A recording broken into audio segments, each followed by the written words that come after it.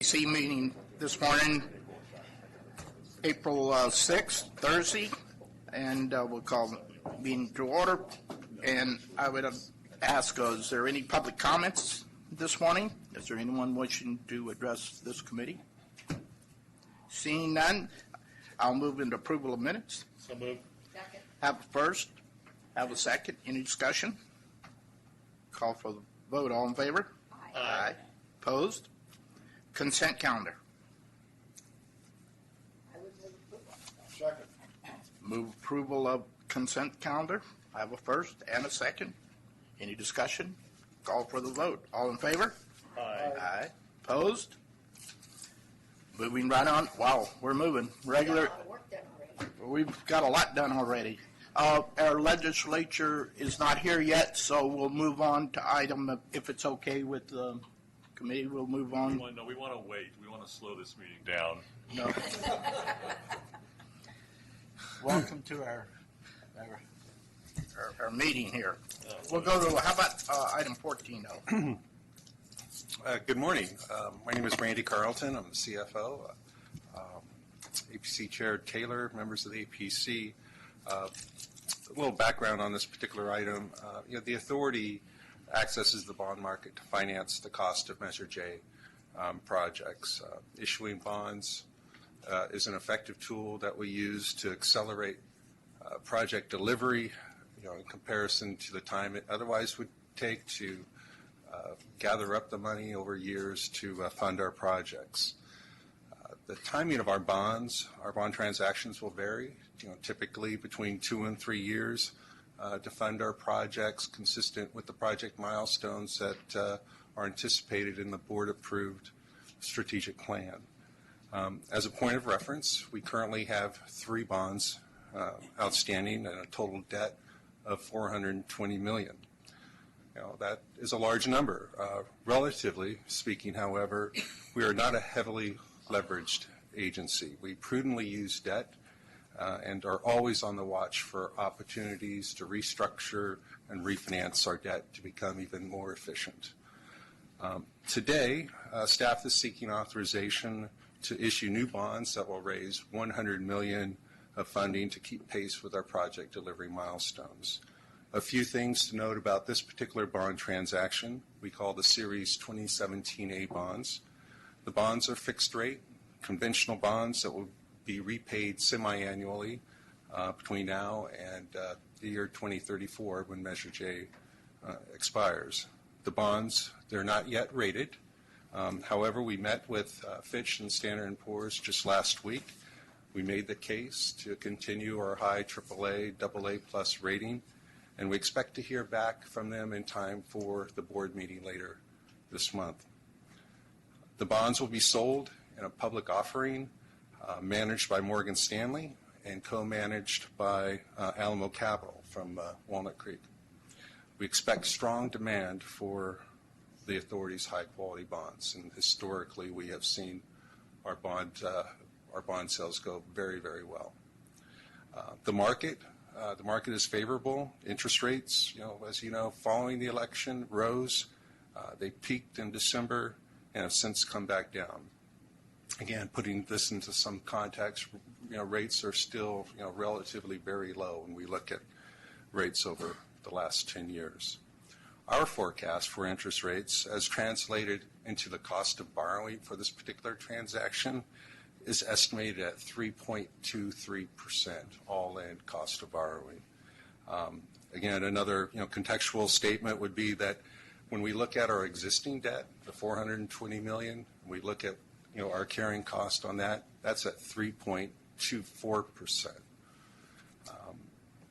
And the final comment I'll make about the uniqueness of this particular bond transaction, the 2017 Series A bonds, is that it's likely going to be our last bond transaction, under Measure J. We will, as I said earlier, always look for opportunities, and if the case should arise that we can, leverage a little bit more, we will. We will always be looking for refinancing, restructuring opportunities, but in terms of what we're anticipating in our strategic plan, this is the last deal. Our next steps going forward. is, with your approval, your recommendation in hand, we'll seek approval from the board on April 19th, later this month. A series of investor outreach meetings are planned in mid-May. The pricing of the bonds, which is the process of setting the bond interest rate, that is scheduled for May 18th. And with that, the closing will occur on June 1st, and we'll have the cash in hand at that point. All the required documents have been prepared, reviewed by the financing team, reviewed by the authority's general counsel, and all issuance plans have been made ready. The financing team, as you know, it takes several parties to pull this type of transaction together. Some of them are here today. I'll mention them. Our financial advisory firm that we work with is PFM. We have Peter Schellenberger and Daniel Ajisi. And from Alamo Capital, which is the local investment banker that we're working with, is Jerry. Jerry? Yeah. Okay. So those are, the comments from staff. Staff recommendation is that the APC would recommend this to the board for approval on the 19th. I'm happy to take any questions. Quick question. Go ahead. Yeah, thank you for that report. Any sense for what, at least on a preliminary basis, the range for pricing of the bonds is likely to be? Yeah. The all-in cost that we're looking at today is about 3.23%. That's the pricing for Yes. for purposes of a return to a bondholder. That's the total cost to the authority is about 3.23. When the interest rates, for a transaction like this, there's a scale because there's bond maturities every year all the way out till 2034, and what we do is we bring all that together in a totally computed all-in cost of borrowing, and it comes out to about 3.23. We'll certainly report back to the APC and the board the final results. As you know, anything could happen on the day of a pricing. It will be subject to the market on that day.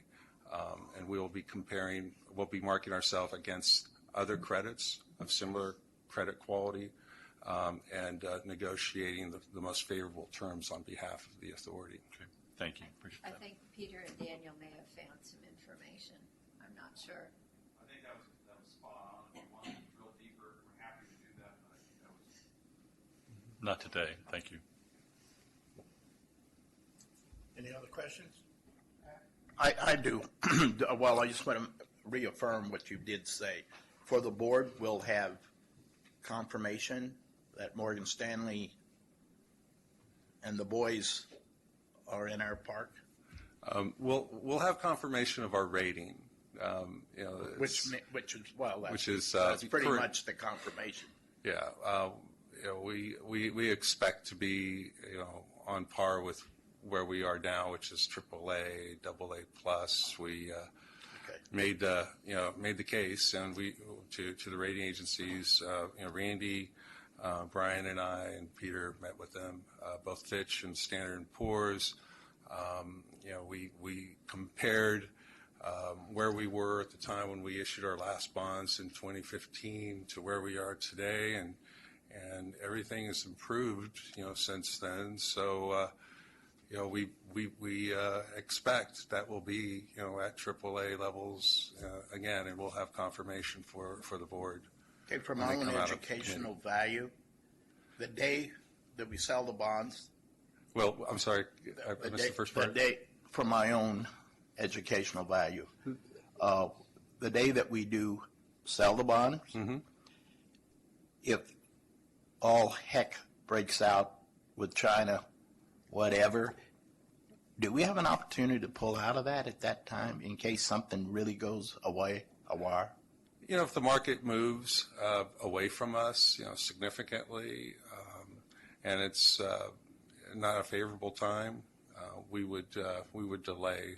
So you the can pricing. delay. Yeah, there's a process for doing that. It's not something we would take lightly, but nonetheless we would look at everything in front of us on that day and make the best informed decision. Okay. All right. Any other questions? I'll entertain a motion. Second. I have a first. I have a second. Any more discussion? Call for the vote. All in favor? Aye. Opposed? 15. Thank you. Thank you, Randy.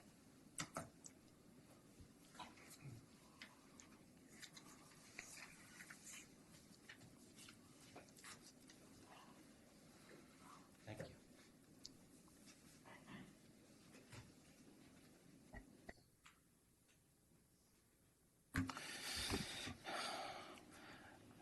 Good morning, Chair and committee members. Sorry. My name is Ivan Ramirez, and I'm the construction manager for the authority. And this is an action item where we're asking you to approve the release of a RFP 17-3, and this is for construction management services for the Interstate 680 State Route 4 improvements project. This is just phase 3. And we're asking something different today, a twist on the project, and I will go over the presentation here to show what we would like the board to approve.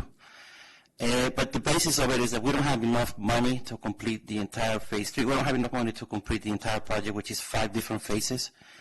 And we've split it, and we're targeting phase 3 for construction, but even phase 3 has a shortfall of funds. And but we believe that with the movements right now, RM3, maybe another source of funding like freight, Hisham was telling me earlier, or any other kind of source, we might be ready to take up, we might be ready and take opportunity of those available funds.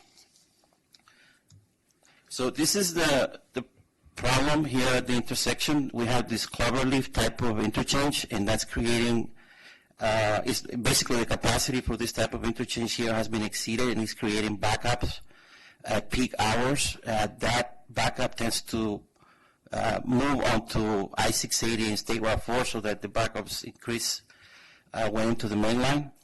And phase 3 has to do with the widening of State Route 4 along this interchange and further points east and west. This is that red line there, that's State Route 4, and that's the limits of phase 3.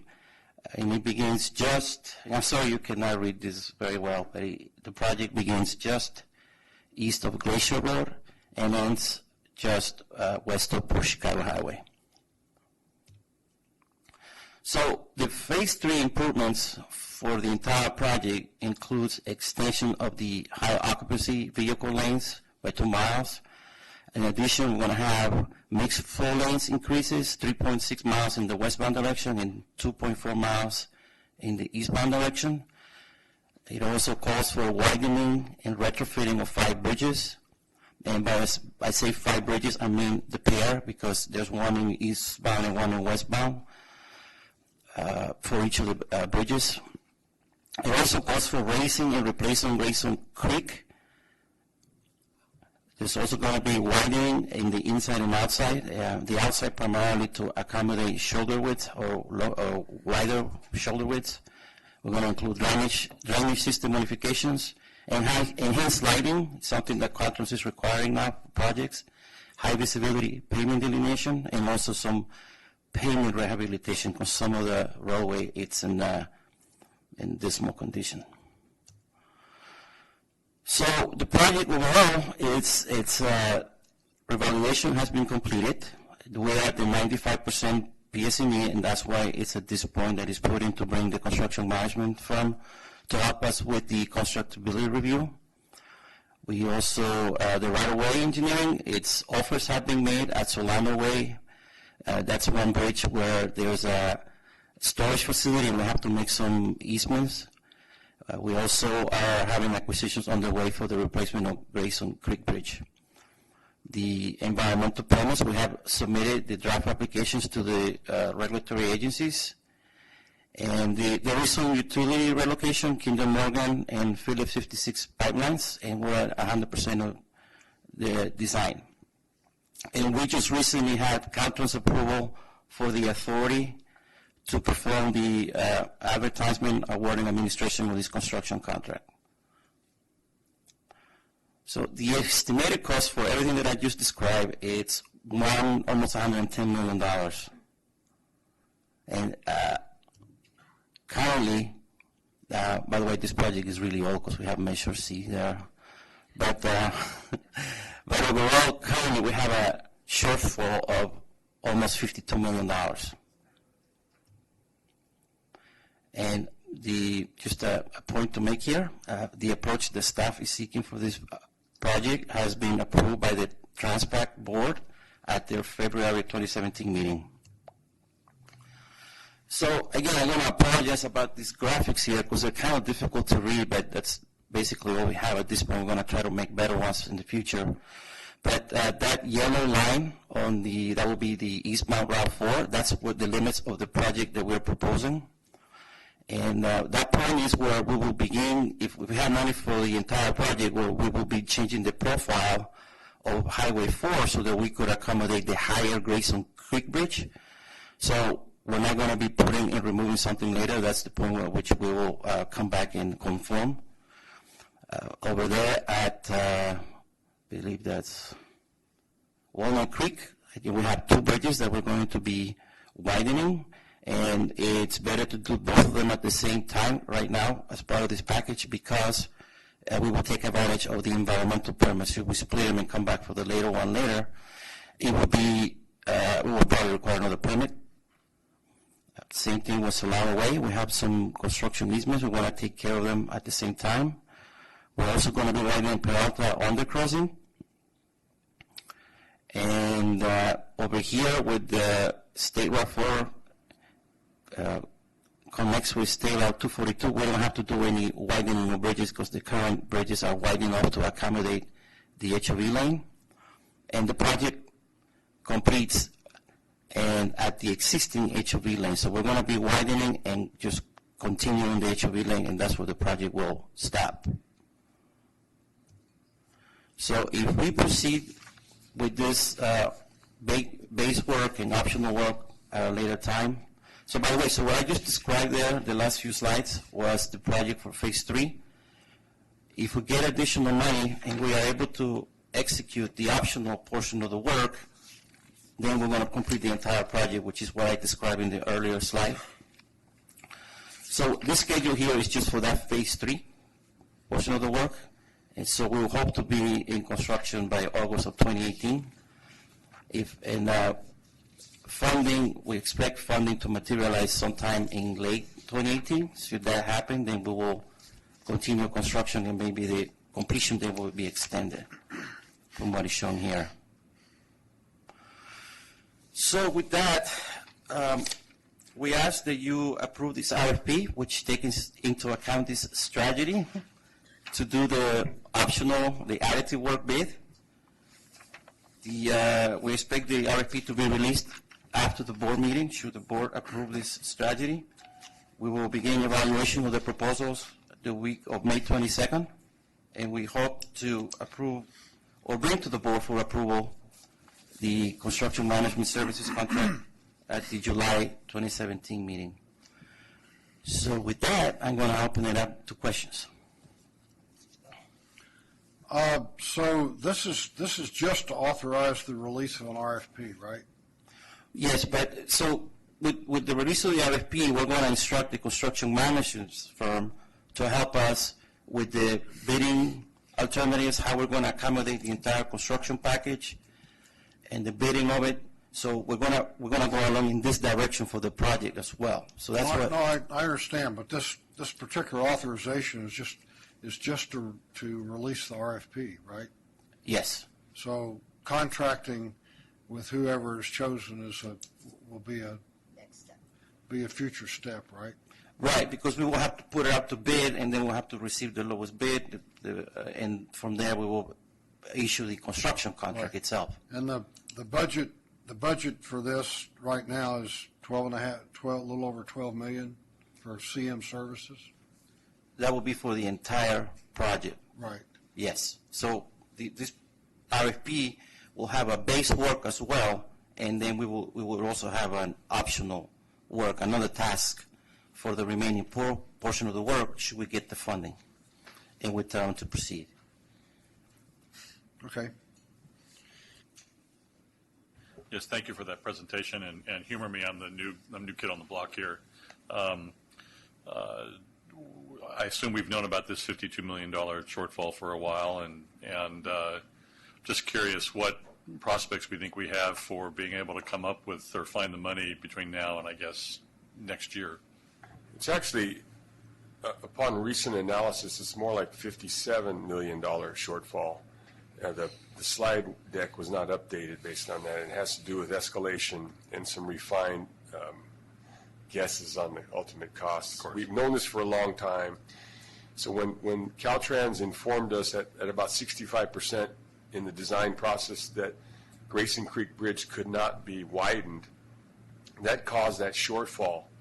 And so our initial response was we stopped working on the project because we're not going to build half a project and then the public's going to endure the construction, mobilizing in, mobilizing out, and then waiting for whenever the funds do appear in the future, the far future potentially, and have to endure, a half project. And it's bad enough that Highway 4 has been torn up for 15 years as it is. Yes, and so we stepped back and then we analyzed the portion of the project which was extending the HOV lane back 4 miles in the eastbound direction, trying to entice people to stay on 680 and then coming up onto State Route 4 and then going home at night versus jamming their way onto 242. So you actually save time in that HOV lane and you move it away from that merge. And so then we started working again on this phased approach because we're still hopeful that there'll be some money available in the near future. And if there is, we want to take advantage of these low bids that we're getting. The bid prices are starting to increase around California. It seems like our bid prices are still low. So our recent one was 10% under. Maybe I should be waiting for the next report on legislative. Exactly. Yes, sir. Part of this project ultimately is to replace those cloverleafs with something more that moves things more quickly, and yes, that was flyovers and stuff like that. Yes. So the other 4 phases are the 4 cloverleafs of that interchange because the spacing is too short. That's the problem, and we've got to fix that. And then there's space enough to put direct connectors in from the HOV lane to HOV lane ultimately. And so that isn't in the 5 phases, but that is something that we have looked at. Okay, that's great. I appreciate that. It's helpful for my training. Thank you. Yes, ma'am. Well, as Randy knows, and as our staff know, I've been working on this project for about 20 years, trying to get us going. And initially, we had all those other phases together that include some direct flyovers and things from northbound 680 to westbound 4 and things like that. But we had to break it up. We had to phase it. And it seemed to us that the most important one was the safety issue on the throughway on Highway 4, to add an extra lane there. As you know, there's one through lane, there's one lane that merges with Pacheco and 680 and 242, and it's a nightmare.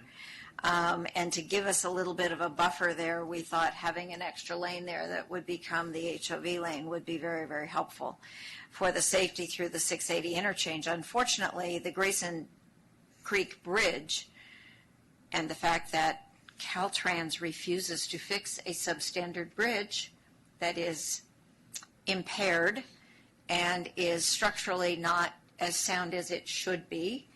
It's too close to the high water line for flood control issues and all of those sorts of things, but nonetheless, we're going to have to pay for it at this point. Or if the state comes up with some money in the legislative package going forward, we might get money there. I have made it known regionally that should RM3 go forward, we're going to claim some money for this project. So, and that vote would be June of 2018. And so we have the potential, even if the legislature can't get their act together this week, to potentially raise the money ourselves if we need to. So I think we have several opportunities, and so I'm really thrilled that we're actually going to try to get this all done. even if we can't get it all done right away, at least it's ready to go when the money appears. And should there be a federal infrastructure package, they'll be looking for shovel-ready projects. This is a shovel-ready project, ready to go on the interstate system. And that's really important. So I will move the item. We have to have public comment. Okay, go ahead, I've got a comment. Go ahead. I'll second. I do have a first and a second, and now we'll continue discussion. Well, Julie, I want to thank you for that explanation, and I take it there's no earmark in SB1 for this project per se. This is a much more global thing, or is Yeah, there I think it's getting really close to one. to an earmark? Yeah, pretty close. Well, I'm There glad. is no such thing, you understand, but I think that's part of the understanding. Okay. Is that with a wink and a nod, or is there actual language in the bill? I haven't seen it this week. Okay. I think it's the wink and the nod. All we can do is read the paper, and again, I'm interested in hearing the legislative report when it comes. Thank you. Yes, absolutely. Yeah, thank you. And I didn't know you could use the word earmark. You can. Oh, there you go. You didn't hear it. I read the paper also. In this body, you can't use that word? Or is it in Sacramento? That's different. I don't know. The question I'm asking, for what we want to do right now, how does that affect 242? I couldn't decipher. I guess I need you to tell me. So I'm going to ask Susan and Hisham to jump in here should I not get it right. But by having that HOV lane before the 242 approach, Right. it's going to help with the merging traffic from 242. It's going to smooth out traffic just before and during the intersection. But there's like Randy was saying, there's a lot of weaving that occurs there, going all the way to the Yeah, well, HOV lane. I've done it, and I know it. Okay. So, but the actual project itself is not going to do any retrofitting or widening of the structures there because there's enough room to accommodate the HOV lane. But traffic should get improvements You're from talking putting the about HOV. HOV lane on 242. 240. Well, no, I say the approach is 242. Put up the map again where you have the lengthening of the eastbound HOV lane, and then Susan, maybe take a stab at running the commissioners through the weaving process there. So what this portion of the project will do is it's going to start the carpool lane on 4, just east of really 680, the Grayson structure. So the carpoolers can, instead of going on 242, they can decide to take 680. They can then get on 4, get into that carpool lane, and then when they get to 242, they're already out of the way, versus coming up 242 and then trying to move over multiple lanes to get into the carpool lane. So there's a distance, it's a distance of new carpool lane in essence that will allow that to be smooth out traffic. So you want to keep them in the HOV lane. Right, you don't want them taking that exit, Yes. right?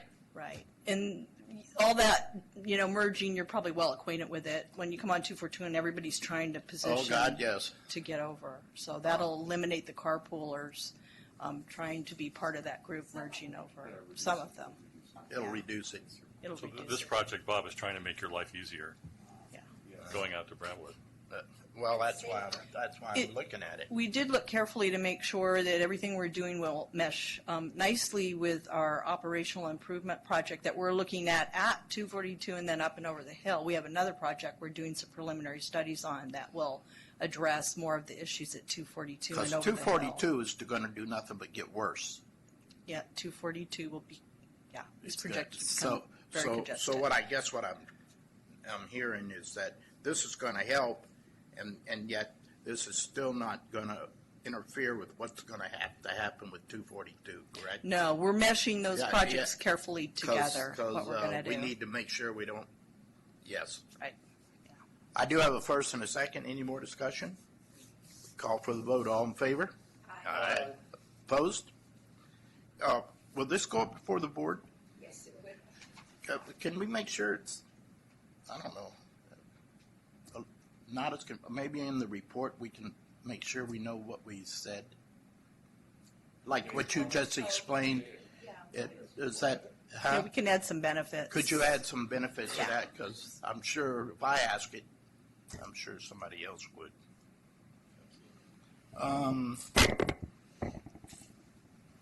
Okay, let's do the legislative update to the best of your ability, Lindsay. Yes, Chair and Commissioners, I apologize. There was a little bit of miscommunication this morning. I thought Mr. Watts was going to be here, and he is up in Sacramento winking and nodding this morning instead. So I will do my best. Just briefly on the federal side of the House, I wanted to point out two items in the report that we're keeping a pretty close eye on. One is the proposed elimination of the Tiger grants in the USDOT's budget. That is something that I know a lot of states and agencies are watching very carefully, because that's been a really beneficial program for us. So we're keeping our eye on what happens with that particular proposal with USDOT. And we're also keeping our eye on the continuing resolution with Congress. Funding is scheduled to expire April 28th, and Congress is going on a 2-week recess next week. So we expect to see potentially another continuing resolution come out of that as they work through kind of the myriad of budget proposals in front of them. And hopefully you've had some time to look at the other information in your report. I'm happy to answer any questions on that, but I know many of you are eager to talk about what's happening at the state level this morning, and there's been quite a bit of activity within the last week, and you'll see before you on the dais kind of an updated handout that Mark Watts put together late last night to talk about the new transportation funding package that the governor and the legislature are touting together, which is really kind of the first time there's been kind of a consolidated, agreed upon package that's being brought forth before voters. And as you can tell, it's already causing quite a bit of conversation, not just amongst members of the different delegations, including our local delegation, who has been championing this. Assemblymember Frazier's been championing transportation funding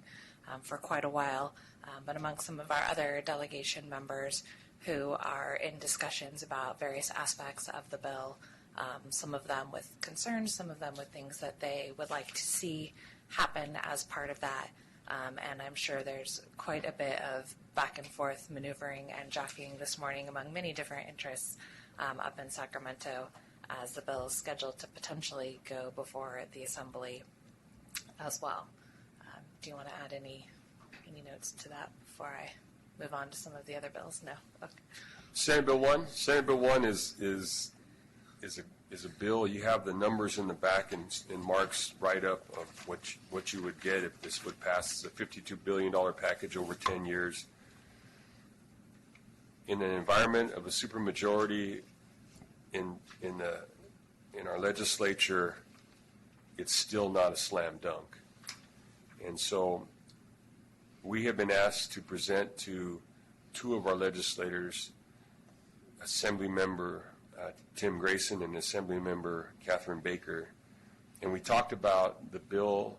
We talked about a lot of questions about what reforms should be in there. In the current bill, the legislation is written that Caltrans efficiencies will be at $100 million. That's 1% of their approximate budget. So if you think about cutting 1% out of your budget and you're going to try to gain efficiencies, I'm not really sure how that works.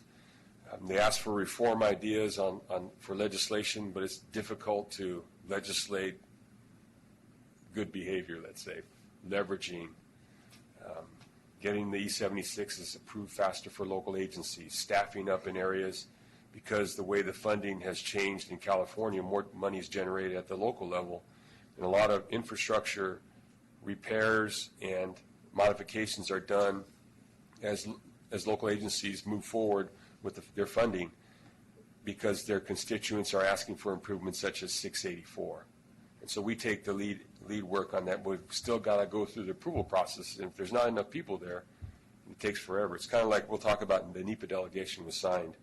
Well, initially when NEPA delegation, and I was at Caltrans at the time, so I apologize if we didn't do a good job then, but the NEPA delegation appeared to to us, it worked great at Caltrans, but the local agencies, that wasn't, they weren't focusing on NEPA delegations, so the local agencies really got the short shrift on that.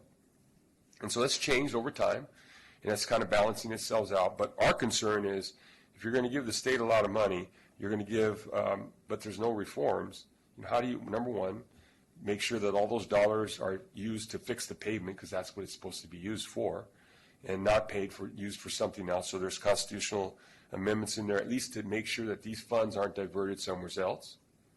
And so, some of those reforms or those protections are in that piece of legislation.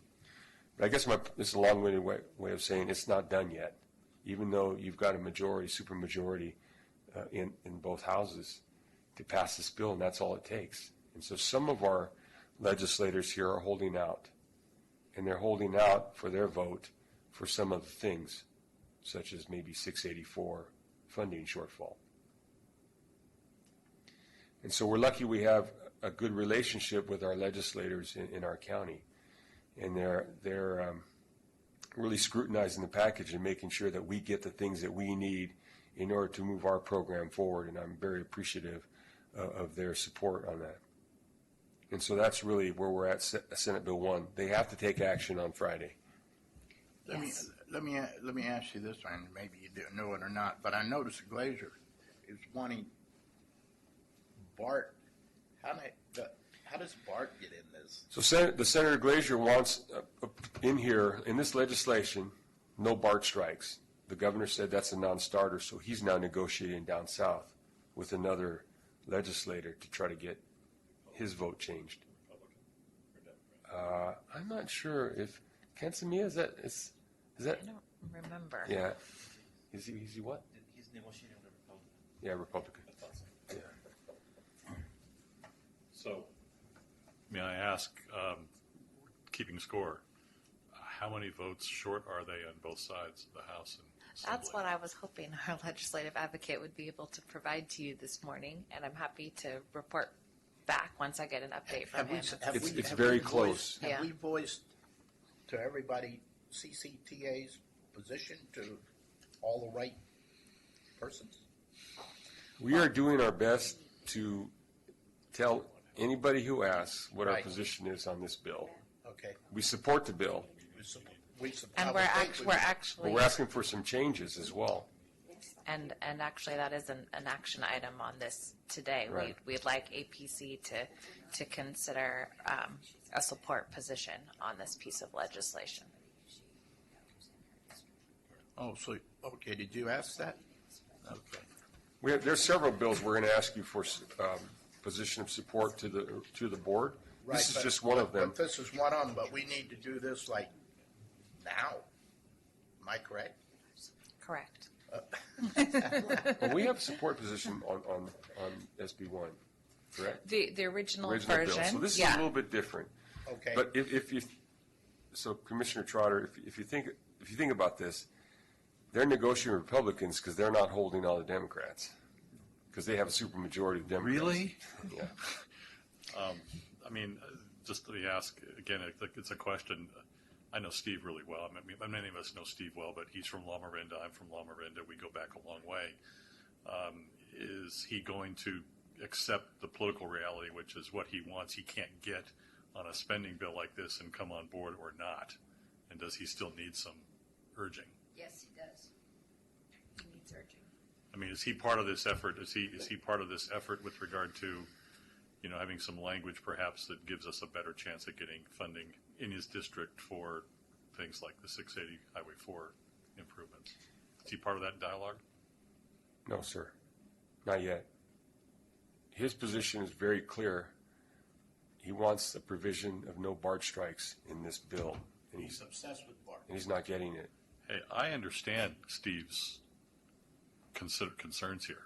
Don't get me wrong. I mean, I actually, helped to get him to endorse Measure X, despite the fact that it had earmarks, it had funding in there for BART for $300 million. I said you got to throw that aside and look at the larger picture here, which is Measure X is good for Contra Costa County and your constituents. So he ultimately did endorse, I think perhaps too late. and might have had a better chance if we'd gotten that endorsement earlier. So be it. I'm just saying that, you know. Might I suggest you leave here and make a call? Yeah. Well, and frankly, to Assemblymember Baker as well. And I understand totally what she is proposing about, you know, some efficiencies in the budget, but right now, we need this one. And we can work on the efficiencies if we need to, but the governor's not going to sign what she's proposing. And realistically, we've got to fix these roads before it costs us 10 times as much to rebuild everything. I'll never get it fixed. Because right now, we're at the point where things are crumbling. We can still fix a lot of things, but if we have to rebuild, we'll never catch up. What is the vehicle for getting, for Catherine Baker to have a discussion about efficiencies in future legislation? Given where she is in the legislature there. Go ahead. Go ahead. You talk to her. No, I turned off for you. So I would say give the Assembly member a call. She's very open to this. She's actually gone out and she's trying to poll her constituents on what their opinion is with the gas tax. So I think she's open to a dialogue. But her issue, number one, is they've raised revenue for increasing the general fund expenditures. If transportation is a big priority, why weren't some of those funds used for transportation? Number two is her words, not mine. Well, what she says is we got to make sure that all the dollars that are earmarked or are allocated for transportation go into the roads. I'm there. Totally. I don't want it going into overhead. Exactly. So and when you talk to her, you know, that's the message I passed on to her. That's our philosophy here. Low overhead, maximize our amount, building roads, creating jobs, and fixing our infrastructure. One other question. There was this language added to with regard to diesel trucks and whatnot, and there's been some blowback on that from environmental groups, understandably so. Has that caused any Democratic support to jump off support for this bill or not, in terms of votes in the Senate and the Assembly? That I can't answer. We'd have to ask Mark Watts on that. So the provision was added to the bill by the environmental justice people, and some people did not like that language. And I'm not sure what the impacts were of having to count the votes again. That doesn't make sense. Tom's going to ask, I guess. I thought it was the trucking lobby that added that language. The new one to delay it. Oh, yeah, you're right. Sorry. The trucking thing. And, all I know is what I heard driving in on the radio this morning, and I don't think anybody knows whether that's going to be to what extent it's going to be a problem, because it's all closed doors. But what I thought is, can't they find some other way of mollifying the trucking lobby? Can't they cut them a tax break or give them some rebates through cap and trade or something like that, rather than do what's being proposed? Just seems like there's another way to throw them a bone than exempting them from an already agreed on, environmental thing. Yes, ma'am. Well, I was listening to the radio at the same time as Tom was, and I was actually thinking some of the same things, some ideas about, tax credits or something like that for some of these folks that need to retrofit their trucks. I mean, if they had some way of getting assistance with the high cost of that might be better than just delaying the imposition of the new standard. But as far as some of these other components here, the gas tax and the vehicle license fee and some of those, I look at those as someone who's neither Republican nor Democrat, more conservative fiscally, but I look at those as user fees to help pay for the roads. And I think that's the way we need to characterize those, instead of talking about them as being so regressive in gas tax and vehicle license fees and all of that. If you use the road, you got to help pay for it. And this is one of the ways to do that. Those who are on transit are going to not be the ones who are impacting the roads as much. And so this is a way of evening out the cost of maintenance of our infrastructure. So that's been more my attitude on this one than looking at these as a negative. And frankly, as far as the cap and trade stuff, I got to tell you, we're not doing so well on raising money in cap and trade these days. If we actually had revenue from that, that would be something. But the last two auctions have been dismal, and so if that's not really going to be a source of funding, it's not going to get us anywhere to have it printed on paper that we get X amount out of cap and trade when it's not generating any money. 50% of nothing is still nothing. And so This is cyclical. it is cyclical, but we've got to get real and fix these roads. And if we can impress upon people that these are user fees, then maybe that helps them swallow it a little better. Lindsay, I would request, I'm going to need, because you're not showing me, I'm going to need some verbiage from you because you want some support from us today. So previously, this body and the board had approved SB1 as a support position. That bill has changed now with this new proposal. So the action before APC is to consider continuing support, to continue support contingent upon speaking with members of our delegation. We could bring it back to the board for a support position if we want some time to talk to folks. But because we had a support position and the bill has changed, we wanted to reaffirm whether APC wanted to continue recommending support of this bill or not. My question, though, am I correct, Julie, you guys? Friday is kind of a D-Day? Yes. So this isn't going to be able to go before the board by Friday. So I think you see where I'm going with this. Commissioners, just got an update from Mark Watts. He just left the Pro Tem's office. He says it's looking good. They may release one of the Central Valley.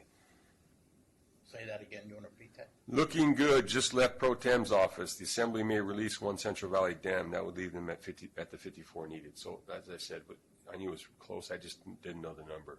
So that's the latest update coming out of the Pro Tem's office. But it doesn't tell you whether either Catherine Baker or Glazer are on board yet.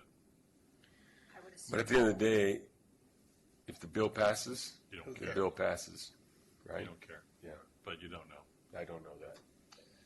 Okay. Just out of curiosity, what was the language, the added language to respond to the concern of environmental justice organizations?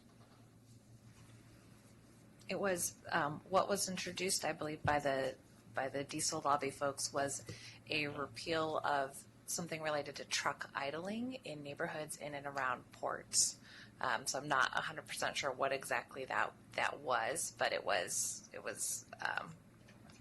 relaxing some current restrictions on that. Well, And what I can read in the find it paper, for what I you. read in the paper was that folks would not have to, if they had an existing piece of equipment, diesel truck, they would be able to not have to change it out for 800,000 miles.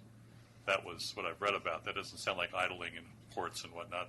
Is that something that environmentalists seek to strip that 800,000 mile standard completely, or are they talking about other revisions to reduce emissions when you have trucks just sitting around waiting to go into a port facility and it's just an idling issue? I will have to get back to you on that. Everything has been changing so quickly, in all honesty. And we'll provide an update via email to all the board members later today from Mark Watts. And I've been taking notes on some of your questions. So what I'm suggesting is that we as APC, can we jump on board and kind of make a note that we support? Continue supporting Yes. SB1. Can we do that? Yeah. Well, I would Subject suggest. to what? Well, I think the change that was the most notable one that I'm aware of anyway from discussions at MTC in the last couple of days has been that this change for the trucks has been as Dave says, a delay on the imposition of needing to change out to the more efficient, cleaner engines, right? And it delays that, and that was the issue that some of the environmentalists had, was that is contrary to what they were hoping. Is it bad enough that they will stop supporting it? It sounds like they may be keeping the folks they had voting for it before, or they've made up for it. It's not the best. That's why I say it would be nice if we could get another bill of some kind after this to give those trucks an incentive or help to get those engines changed out. But right now, I'd say we've got to support this. There's more in this that is a benefit than is a loss. I agree. So I would move a continued support position. Is that a motion? Yes, I'm, Something passed? Mr. Chair, I don't think you have the floor. Mr. Chair, I am moving continued support of this item. We have never been this close. We've got to get this through. Okay, there's a first, I'll second it for discussion purposes. there's a second. Is there some reluctance from other members not to Is there support this? any discussion? Go ahead, Tom. Well, at this point, I don't think any of us really know what's in the bill. Yeah. I mean, in principle, we've always supported it. It's something that has to be done, but now people are fiddling around with it, and I mean, I'm just going to abstain on it because I don't really know what's in the bill. I mean, I think we're better off to sit with our previous board endorsement of the original bill, than to endorse something we don't know about, and at least me risk people getting mad at me because I've, supporting a bill that's got this trucker thing in it. I just hope they resolve it in a way that everybody wins. So I have some clarification on the truck issue. So clarification is basically how long compliant trucks may operate.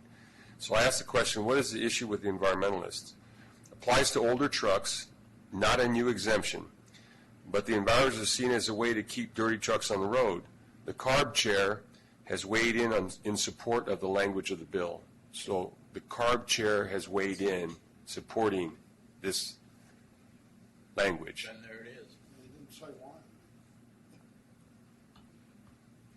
Well, yeah, I'm just saying, so it's hard to get CARB to support some That's right. certain things. Yeah, you need to just pass your phone down so we can all read it firsthand. Hey, yeah, this is on the spot. Okay. But let me just say, I understand what Tom's saying. I mean, there's some reluctance to, get ahead of a situation we don't have all the facts on. I mean, and if Tom's not going to support this and it's not unanimous, what is this endorsement worth? And particularly given that we're really talking about the next 24 hours. So Commissioners, The alternative would be, if you want to try to individually try to mobilize votes in support of this, and you're willing to do that, I think that's just as effective as a vote from this authority. So Commissioners, what happens is, as staff, we work for you, and if we don't get a support position, people will call us and they'll say, what's your position on this bill? And I have to say, or Lindsay has to say, we don't have a position on that bill.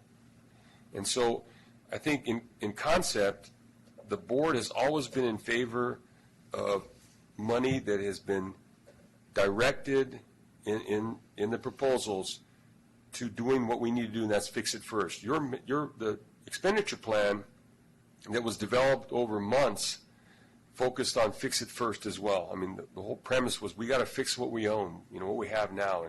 And so I think it's okay to take a position on, and you can be very specific. Lindsay has the authority to say the board supports an increase in funding for the existing infrastructure to maintain what we have, our pavement and our bridges, and leave it at that. And then as we get into the truck issues or those kinds of things, we don't have a position on that because our board did not allow us to take a position on that piece. But in concept, we have approval to to support bills that add money, as long as there's no waste, for the I have pavement. a proposal, and that is that the motion of this committee would be that the committee continues to support the proposed $52.4 billion program to fix public infrastructure on roads and whatnot. And that doesn't say, no more verbiage with respect to, SB1 in its current form. Right. And basically what I said was, I moved continued support of SB1. And that's a different motion because we don't know exactly what SB1 says with respect to some of these issues regarding truckers and environmental justice. And so Or we can leave our the motion is narrower, which is we support the funding program. Or we don't take a motion at all, and we leave it with the standing motion that we have on record, which is what we took before. Yeah, you have a position, the board has a position of support of Right. SB1. So we'll stick with that. I think we stick with that. I will withdraw my motion. All right. Okay, great. Well, perhaps it's simply the committee could simply endorse the previous motion. Yep. Endorse the previous resolution or motion supporting Right. funding. Okay, Is that good? yep, yes. Yes. All right. Is Did that you have something- any is more, that- Lindsay? Is that something everybody up here is in support of, though? Well, The original Yeah. position, yeah, I mean, just leave it there. Okay, thank you. Okay. Oh, and I have one other question regarding the Tiger grants. Can you tell me what kind of range we're potentially talking about in terms of money flowing through Can I leave that? CCTA? I might lean on Hisham for that since he's our money. What have we gotten in the past in terms of Tiger? So Tiger grants are, or it's an acronym, I don't remember exactly what the acronym means, but. Federal money. Yeah, Yeah. federal money. In the FAST Act, there is a provision for X amount of, it's not a lot of money. But I got a call one day from the Undersecretary of USDOT, Peter Rugoff, and I thought he was calling us to apologize for not giving us a Tiger grant for our application for our test bed out at Gomentum Station. And he said, do you realize that it's easier to get into Harvard than it is to get a Tiger grant? So I said, you're not calling to apologize for not giving us our grant. He goes, no, I'm not. So we have applied a couple of times. It takes a lot of staff effort, and we've been unsuccessful getting a Tiger grant. And we've had some pretty darn good projects. So you compete with agencies throughout America, and the chances of us getting a Tiger grant, for example, Hercules has applied 5 times. It's virtually impossible to get a Tiger grant. But that doesn't necessarily mean we want that bucket of money to disappear. We could get one in the future. So, but you've got to remember, the Tiger grants and these other grant programs were carved out of existing programs. Right? So, so right now they're struggling with research. Why? Because these allocations of grant monies for active or innovative grant programs are all coming in, and the amount of money for research is shrinking. And so that's the problem. And so you have to decide on, is it more valuable to keep the programs larger, or the last administration carved out a lot of these different funding pots that we compete for, but it comes at the cost of an older, more established pot of money such as research. Thank you. All right. Lindsay. Lindsay, were you finished, or we interrupted you? No, I think I just wanted to point out, that Assembly Bill 28 passed, so Caltrans has the NEPA delegation, again, to be able to help move our projects forward. And they're, So, sorry. So we need a position on SB 399 or AB 399. Assemblymember Tim Grayson has included some language that would allow these freight delivery mechanisms to operate on sidewalks on a pilot basis. So if you went to the summit, the 3rd annual summit, Redefining Mobility Summit, you saw like a suitcase running around, driving itself around the event center. That needs legislation in order to operate on the sidewalks, and that's the idea behind 399. It's a placeholder for any legislation that we're going to need as we advance this technology in the future. And so that's specific. It wasn't, because I got a call from the consultant of the Assembly Trans Committee, because we're not supposed to propose any legislation on the transportation side that they don't know about, because the chairman used to work with all of you. So I said I didn't think we had asked Assemblymember Grayson for this. It turns out the lobbyist for the company called Starship, which is that suitcase that was driving around itself all around the event center, they asked for this piece of legislation. Assemblymember Grayson then asked us, is that something that we need? I said, if you need legislation to run freight mobility along sidewalks in the future, then we're going to need that, because we're going to test the Starship here in Contra Costa, and we're going to test tele-retail, which is the size of a shopping cart, and it's fully autonomous. But to run on the sidewalks, we're going to need special legislation, much like 1592.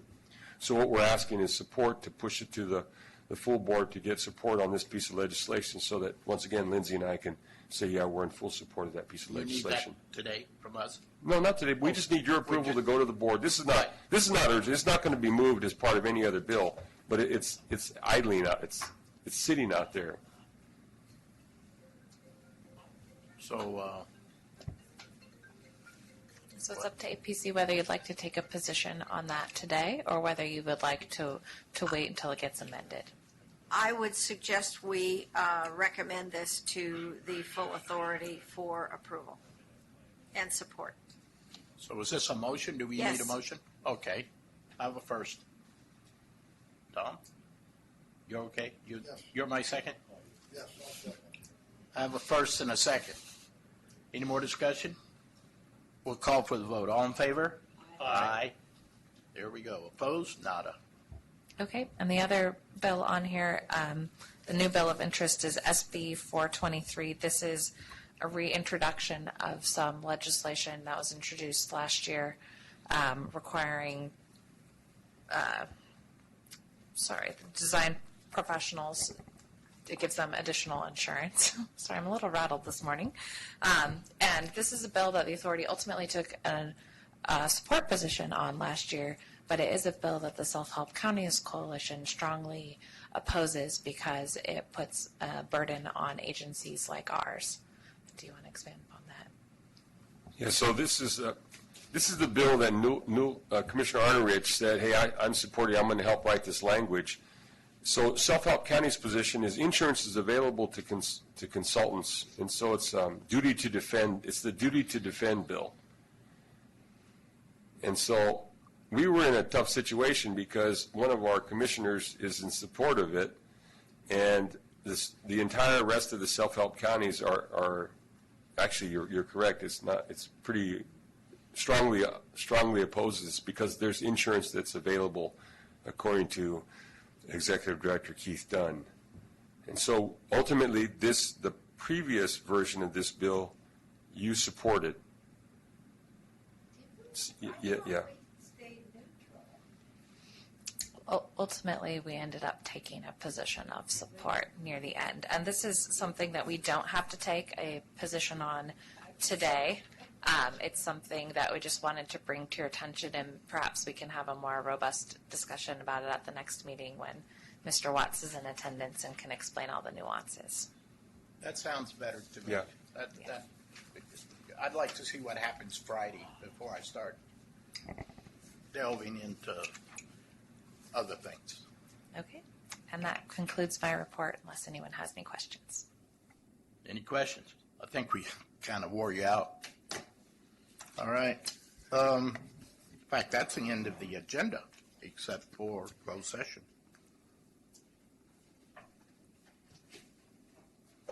So Okay, so you have to go to closed session. we have to go to closed session now. People can. We are now coming back into open session, and we have nothing to report out at this time. So let's see on the, Except that we're scheduling a special meeting of the admin committee okay, at 5 p.m. before the full authority board meeting.